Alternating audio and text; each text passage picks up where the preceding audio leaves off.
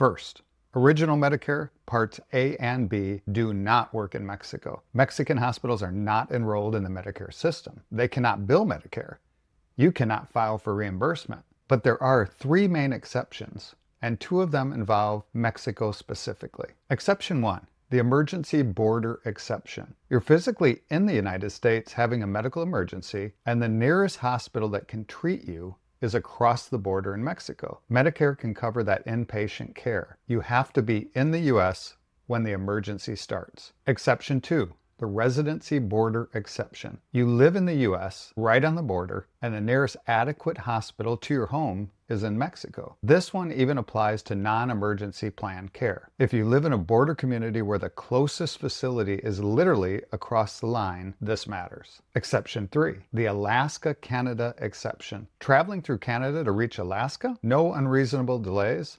Emergencies happen, and the nearest hospital is in Canada. Medicare covers it. And separately, there's a cruise ship rule. You receive medically necessary care on a ship that is in a U.S. port or within 6 hours of one, and the physician on board is authorized under federal law to provide Medicare services. That's a narrow set of circumstances, and it's handled separately from the three border exceptions. But in reality, for almost everybody watching this video, or visiting Mexico, snowbirding there, or actually living there, none of these situations really apply to you. And there's one more thing that never travels, regardless of any exception, and that's Part D. Your prescription drug coverage stops at the U.S. border, no exceptions. Now, if you have Medicare Advantage, you may have heard that it covers emergencies internationally. Some do, but there are two things you need to understand before you assume that you're protected. First, the definition of emergency is very strict. Heart attack, stroke, major accident. If a doctor could look at you and say you could reasonably fly home for this, it's almost certainly not covered. Routine visits, chronic disease management, prescription refills, specialist appointment, none of that is covered. And second,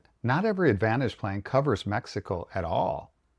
I've seen plans marketed specifically in border states that explicitly exclude Mexico. So before you travel, call the number on the back of your card. Ask one specific question. Does my plan cover medical emergencies in Mexico? And what do I need to do to file a claim? Confirm it. Write down the name of who you are talking to. So please do not assume you're covered unless you verify it. So there is one thing worth knowing that most people don't really hear about. There's a very small number of Medicare Advantage PPO plans, mostly in border states, that have individually contracted with specific pre-approved clinics inside of Mexico. If your plan is one of them and you visit one of the specific approved providers, you may be covered for routine care, not just emergencies. But that is plan specific and provider specific. You cannot walk into any Mexican hospital and assume it applies. And here's one more thing for the snowbirds or anybody spending significant time in Mexico. If your insurer determines you no longer live within your plan's service area, they can terminate your coverage. So your home address does matter. So if you're finding this content useful, hit that subscribe button. I not only talk about Medicare, I talk about Social Security, how it affects expats, how it affects travelers, pretty much everything that affects our age group.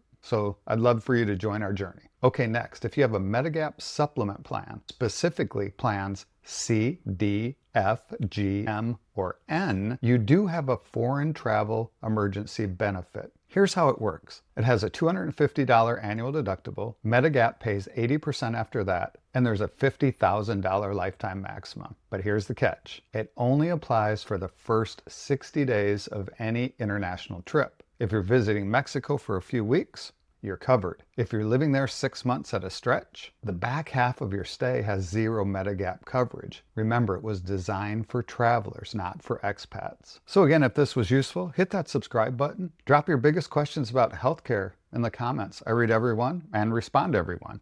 So I'll see you soon.